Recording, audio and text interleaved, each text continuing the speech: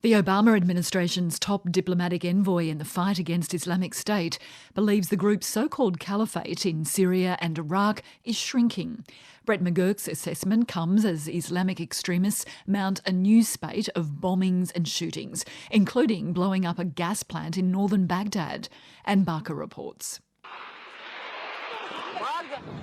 The attackers struck at dawn when a suicide car bomber rammed the entry to a gas plant at Taji, 20 kilometres north of Baghdad, before a second car carrying 6 more bombers stormed the plant and managed to blow up 3 of the facility's gas storage units. Footage at the scene showed a massive fireball and black smoke above the skyline. Security forces and police rushed to the scene, where a shootout lasted an hour before the situation was brought under control. The situation was controlled by security troops detaching pipes that feed gas to the tank, said an Iraqi Interior Ministry spokesman, Brigadier General Saad Maan. 27 Iraqi troops were wounded in the violence. 2 days earlier, Islamic State militants opened fire at a cafe in northern Iraq, killing a dozen young men, fans of the Spanish soccer club Real Madrid. Yesterday was a bloody day which I can't describe in words, said one surviving cafe employee.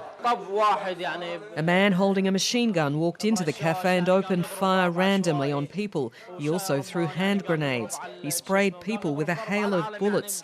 2 of the people who were sitting in front were killed, in addition to 3 or 4 people who were sitting here. The latest violence comes days after a spate of the deadliest bombings and shootings in months by Islamic State in Iraq, more than the entire number of attacks last year. Almost 100 people were killed last week in a series of car bombings in mostly Shiite areas. ISIS is still in control of much of northern and western Iraq and parts of Syria, even as it loses ground and prominent fighters in airstrikes. But US Special Envoy to the anti-ISIS coalition, Brett McGurk, says the latest attacks show ISIS is under increasing pressure. The caliphate, as they call it, this perverse caliphate, is shrinking.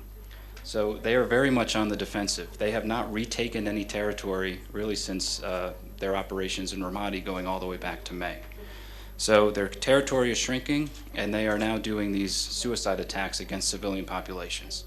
It's not going to work, but that's what they're trying to do. But this is nothing new. It's not a new tactic. I mean, this is the nature of the organization. Brett McGurk says the campaign to squeeze ISIS in Mosul, one of its key strongholds in Iraq, is now underway, and that locals in Mosul and ISIS-controlled areas in Syria are helping coalition forces locate and kill ISIS fighters. So we are finding the leaders, we're killing the leaders, and that's going to continue.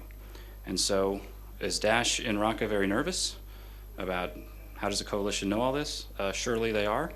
So again, they're shutting down access to internet cafes, they're doing all sorts of things in Raqqa, which just shows to us that they're increasingly nervous, and they should be nervous. The Iraqi government says ISIS has steadily lost ground to Iraqi security forces in recent months. The Islamist group now controls only 14% of Iraqi territory, down from about 40% in 2014, when Iraqi forces collapsed in face of Islamic State's advance.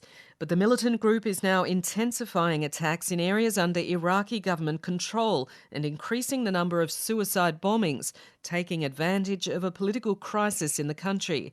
In a statement, an Iraqi government spokesman, Colonel Mohammed al-Bidhani, said, Islamic State is targeting civilian facilities in cities after losing the battle on the front. The Iraqi government is embroiled in a political deadlock that has crippled the government for weeks and threatened to undermine the US-backed war against Islamic State.